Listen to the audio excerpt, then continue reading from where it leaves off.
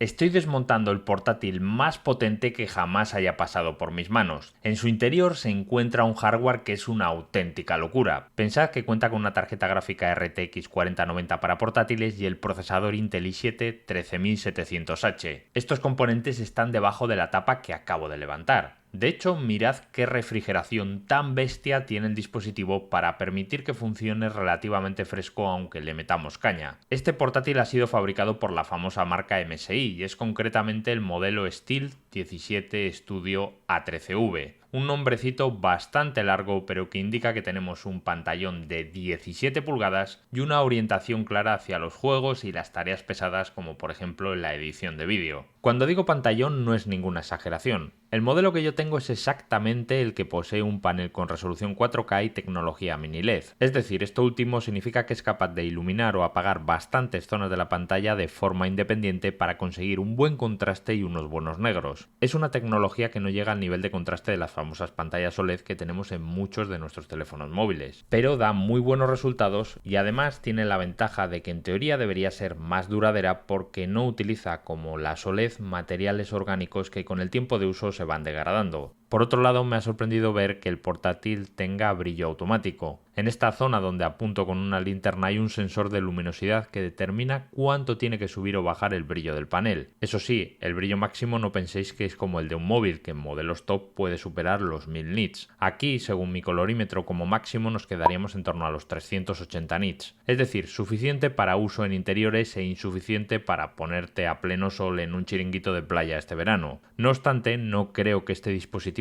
que cuesta más de 3.500 euros y que pesa unos 2,8 kilos sea el ideal para la portabilidad y por supuesto para todos los bolsillos. Es un producto diseñado para la máxima entrega de potencia y poder trabajar con él o jugar casi como si estuviésemos en un ordenador de escritorio. De hecho, fijaos la barbaridad de la que estamos hablando. Ahora estoy jugando a este título de Spider-Man en 1080 con los gráficos en calidad muy alta y va sin ningún problema por encima de los 80 o 90 FPS. Se mueve de muerte y se disfruta una barbaridad porque los fotogramas los vemos físicamente al tener la pantalla a una tasa de refresco de 144 Hz. Pero es que incluso se puede jugar en 4K en calidad muy alta. Repito, en 4K y superamos los 60 fotogramas por segundo, aunque además podemos jugar en esta resolución de 4K a más de 100 fotogramas por segundo si activamos las técnicas de inteligencia artificial que ofrece Nvidia en sus tarjetas gráficas. Una auténtica locura ver estos números en un portátil donde todo el hardware está metido en unos poquísimos centímetros de grosor. Lógicamente, para que el dispositivo no salga ardiendo, tiene que poner sus ventiladores internos a bastantes revoluciones. De este modo, los chips trabajarán dentro de las temperaturas seguras que determinan los fabricantes. De hecho, como me preocupaba tener tanta potencia en tan poco espacio, le pasé un test de estrés al procesador durante media hora para ver si daba algún error. Y no, se mantiene por debajo de los 100 grados, que es lo que dice Intel que sería ya una temperatura muy alta y se tendría que bajar el rendimiento o incluso apagar si esta temperatura se descontrola. Aún así hay que ser conscientes de que el portátil hace ruido cuando estamos exprimiéndolo. Se escucha el rugir del sistema de ventilación, aunque también es cierto que no necesariamente el portátil tiene que estar al máximo siempre, e incluso tenemos varios modos de rendimiento predefinidos por MSI. Uno de ellos está orientado al silencio para que los ventiladores no se disparen a menudo y no molesten, ideal si estamos en una clase, en una biblioteca o en mitad de una videollamada. Y fijaos también que entre estos modos hay uno orientado al ahorro de energía para que su batería de 99 vatios hora, que es bastante fácilmente reemplazable de cara al futuro, dure una cifra digamos que razonable teniendo en cuenta que estamos ante componentes que consumen muchísima energía. Podemos hacer quizás un poco más de 5 horas de autonomía con la batería en modo bajo consumo navegando por la red y viendo contenido multimedia esporádicamente.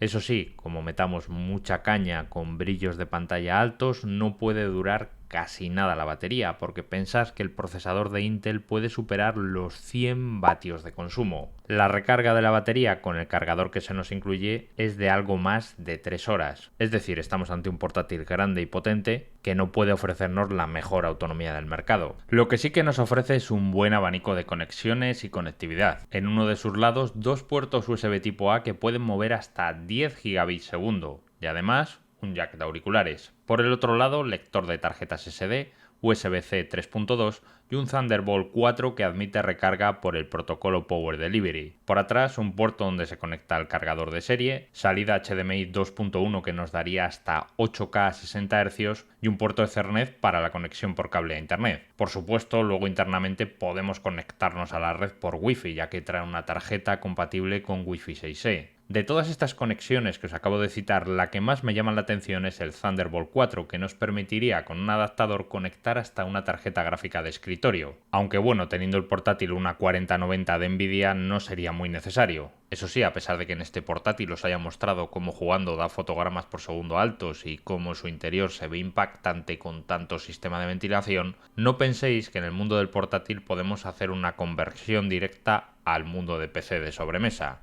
Me explico, hay gente que piensa que la 4090 de este portátil es como una 4090 de sobremesa completa o que el procesador 13700H de este portátil es igual al 13700 de escritorio de Intel. Y no, no es así. Fijaos por ejemplo en este famoso test sintético. Un Intel 13700 de ordenador de sobremesa da mejores números que el portátil, algo que es totalmente lógico y normal. Lo mismo pasaría con la tarjeta gráfica. Esta 4090 completa de escritorio, por motivos obvios de espacio, refrigeración y energía, es superior al chip 4090 del portátil. A pesar de todo, dudo que haya alguna tarea exigente que un mortal no pueda hacer en pleno 2023 con este MSI. Es una máquina que se desenvuelve fluidamente en prácticamente todo. Tiene 32 GB de memoria RAM del tipo DDR5 y un SSD de 1 TB que va muy rápido. E incluso podríamos añadir otro SSD si nos quedamos sin espacio porque tiene un hueco preparado para ello internamente. También hay que tener en cuenta que posee un sistema de altavoces muy solvente que me ha llamado la atención. Este, por ejemplo, viene agujereado en esta parte del chasis para que las ondas sonoras salgan hacia nosotros. Esto no suele ser habitual. Normalmente los portátiles que pruebo solo expulsan el sonido por la parte superior del teclado o directamente por abajo. Además, el audio me ha parecido bueno, tiene potencia y envuelve bastante. De hecho, de inicio es mejor de lo que te esperas en un portátil. Por cierto, tampoco me esperaba que la webcam fuese tan medianamente decente. A pesar de que es un portátil de más de 3000 euros, eso no te da garantías de que tengas una webcam aceptable. He probado portátiles de este rango de precios y su cámara ha sido muy mala. En este caso, digamos que no está mal. Tiene resolución Full HD y sin ser una cámara profesional como la que tiene Ibai o el Rubius para Twitch, está bien para grabarte un pequeño tutorial o hacer alguna videoconferencia. Otro tema que me ha llamado la atención del dispositivo es el diseño y acabados. Me explico, el teclado, que es completo y con distribución española, tiene la posibilidad de encender sus lucecitas RGB. Sin embargo, digamos que eso es lo más extravagante del portátil, ya que por otras partes alguien que lo vea no va a decir «Ospes, aquí viene el del super laptop para jugar al LOL o al Fortnite». Sí que es cierto que posee un pequeño toque agresivo por el corte que tiene la pantalla donde os marco, pero no me parece el típico dispositivo gaming que desprende ese tufillo exagerado a jugador pro player, algo que a mí personalmente me gusta. Prefiero que en ese aspecto pase un poco desapercibido. En cuanto a materiales, me ha parecido que tiene muy buenos acabados, algo que por otro lado es esperable teniendo presente lo que cuesta. Eso sí, por ponerle un potencial inconveniente, quizás de primeras pueda dar la sensación de que las bisagras no son suficientemente robustas para un pantallón de este calibre. Sin embargo, in situ, abriéndolo y cerrándolo, no me ha dado la sensación de que las bisagras no soporten bien el peso. Es decir, que le daría una buena nota en términos de construcción. Sin embargo, a pesar de todo lo que os he contado, sé que en este punto más de uno en los comentarios estará diciendo «Vale, oye Alejandro, esto es un portátil súper potente, pero por lo que cuesta me monto un PC de sobremesa significativamente mejor». Y sí, llevas razón. Pero ese ordenador que montes junto a un monitor de 144 Hz, el teclado y el ratón, te garantizo al 100%, vamos, de hecho te apuesto lo que quieras, a que no lo introduces en una mochila como esta. Por lo tanto, no son comparables.